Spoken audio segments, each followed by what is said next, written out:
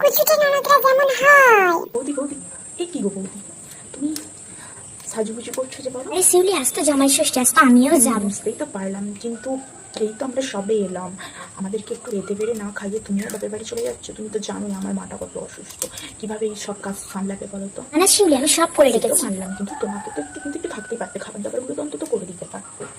তুমি জানো না বড্ডই কেমন বৌদি, কিছু মনে করো না।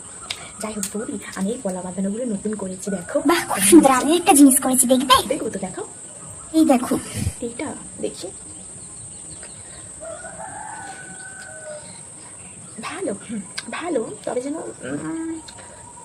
সোনাগুলো একটু কম কম। তা বলছি, কে টাকা দিল?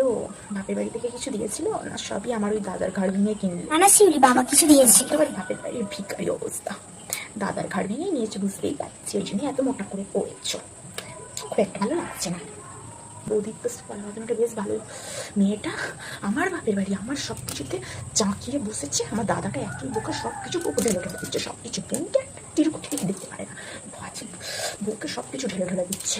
বাবা রে, কত মোটা কলা বাঁধানোটা আর আমারটা, কত মোটা কলা বাঁধানো, মনে হচ্ছে না চুলের ঝিঁটি ধরে ওটা কেড়ে নেই। কিন্তু কি হয়েছে রে?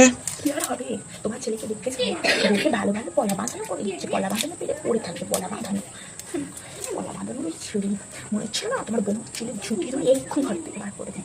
আমার দাদার টাকা পয়সাগুলোকে শুধু ধ্বংস করে বেড়াচ্ছে, আমার দাদাটা আমাকে একটা কিছু দেখে না, শুধু বউ বউ বউ বউ বউ। এবার শান্ত হ। তুমি, আমি তোমাকে একটা কথা বলে দিচ্ছি, তুমি তোমার বৌমাকে নিয়ে থাকো, আমি আর এই সংসারে আসতে পারবো না, আমি তোমাকে বলে দিলাম, আমি এক্ষুনি বাড়ি চলে যাবো। যাই, আরে এটা দাঁড়া না রে,